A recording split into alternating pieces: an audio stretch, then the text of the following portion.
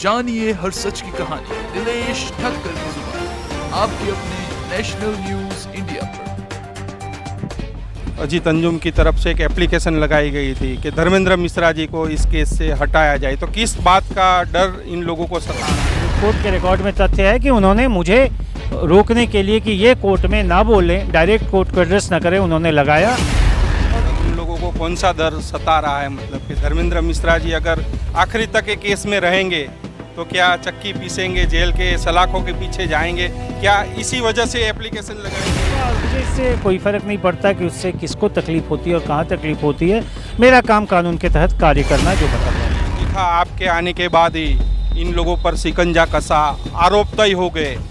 हाँ, जब मैं आया तब तक तो आरोपी आ भी नहीं रहे थे। उसके बाद सारे प्रोसेस के बाद अब तो 9 गवाह भी हो चुके हैं उस केस में, आरोप भी तय हो गया, 9 गवाह भी हो चुके हैं। नाबालिग बच्ची की वीडियो को सर आपने तोड़ मरोड़ के सर पेश किया। सर ऐसा है कि तो सर कैमरे पे हाथ क्यों डाल रहे हो सर? कैमरा क्यों बंद करवा रहे हो? 5-6 धारा लग चुकी है, पोस्को की अदालत में आपके मुकदमा चल रहा है सर। बहुत बड़ी बात है। अरे गिर तो आप गए हो, गिर तो आप गए हो पत्रकारिता जगत में, गिर तो आप गए हो। आसाराम जी बापू को आपने बदनाम किया था सर। एक लड़की ने आरोप लगाया था आसाराम जी बापू के समर्थन में लाखों महिलाएं थी, वो नहीं दिखी क्या? आप बड़े पत्रकार है, इनसे बोला भी नहीं जा रहा। इन्होंने एक हिंदू संत आसाराम जी बापू को इन्होंने बदनाम किया था। कौन से नेता ने पैसे भेजे थे सर? विदेश से फंडिंग हुई थी सर। सर सजा होगी सर, चक्की पीसोगे, कैसा लगेगा जेल के अंदर? है सर, चक्की पीसोगे, क्या करोगे? वहां भी बैठकर डिबेट करोगे, क्या करोगे कैदियों के साथ? अजीत अंजुम की तरफ से एक एप्लीकेशन लगाई गई थी कि धर्मेंद्र मिश्रा जी को इस केस से हटाया जाए, तो किस बात का डर इन लोगों को सता रहा है कि धर्मेंद्र मिश्रा जी को ही आखिर क्यों हटाने की कोशिश की जा रही है? देखिए, उन लोगों अजीत अंजुम की तरफ से एप्लीकेशन लगा था और बाकी आरोपियों ने भी उसको सपोर्ट किया था कोर्ट में के बहस के दौरान। तो उसमें उनका ये कहना था कि ये केस सरकार बनाम आरोपी है, तो ये कंप्लेनेंट जो है पीड़िता के वकील है, तो इनको कुछ भी बोलने का हक नहीं है। ये कुछ भी बोले तो सरकारी वकील की तरह से बोले, और इनको कोर्ट को केस को परस्यू करने का हक नहीं है। तो और भी उन्होंने कई चीज़ें उसने अपने एप्लीकेशन में लगाई थी जिस पे बहस हुआ, और कोर्ट ने उनके एप्लीकेशन को खारिज किया और कहा कि ये बिल्कुल तथ्यों के अनुसार नहीं है। और उन्होंने ये भी माना कि पीड़िता के वकील को कोर्ट में पीड़िता को रिप्रेजेंट करने का हक है। क्या सर उन लोगों को कौन सा डर सता रहा है, मतलब कि धर्मेंद्र मिश्रा जी अगर आखिरी तक के केस में रहेंगे तो क्या चक्की पीसेंगे, जेल के सलाखों के पीछे जाएंगे, क्या इसी वजह से एप्लीकेशन लगाई गई थी क्या?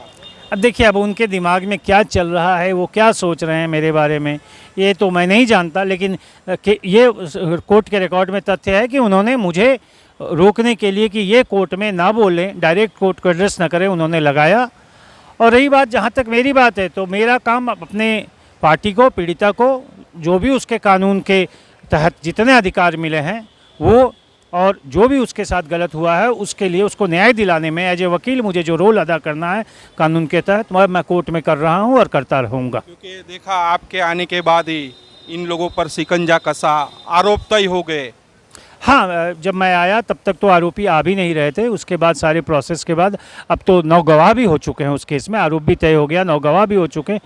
अब मैं अपना कानून संवत काम, जो मुझे कानून में पीड़िता की तरफ से करने का कानूनन हक मिला हुआ, वो मैं करते रहूँगा। और मुझे इससे कोई फ़र्क नहीं पड़ता कि उससे किसको तकलीफ़ होती है और कहाँ तकलीफ़ होती है। मेरा काम कानून के तहत कार्य करना, जो मैं कर रहा हूँ। मतलब पीड़िता को न्याय मिलेगा? अब तक जितनी प्रोसीडिंग्स चल रही है, पीड़िता को पूर्ण विश्वास है कि उसे न्याय मिलेगा। जाएगी। कौन सी डेट है गुड़गांव की? गुड़गांव की तारीख है 25/7/2025। क्या होगा सर उस दिन उन्होंने एक और एप्लीकेशन लगाई है कि मुझे सीडी नहीं मिली है। जो सीडी कोर्ट फाइल में सीडी है वो मिली नहीं है, जबकि रिकॉर्ड के तहत उन्हें सीडी मिल गया है। तो उसी पे आईओ को बुलाया गया है कि कितने सीडी इस केस में फाइल हुए हैं, डीवीडी और सीडी, और उसी के बाबत सारी प्रोसेस पे कितनी सीडी फाइल की गई है, उसकी कॉपी मिली या नहीं मिली, ये सारी बातों पे कोर्ट निर्णय देगी। और गवाही के लिए भी केस चल रहा है। जानिए हर सच की कहानी दिनेश ठक्कर की जुबान आपके अपने नेशनल न्यूज इंडिया पर।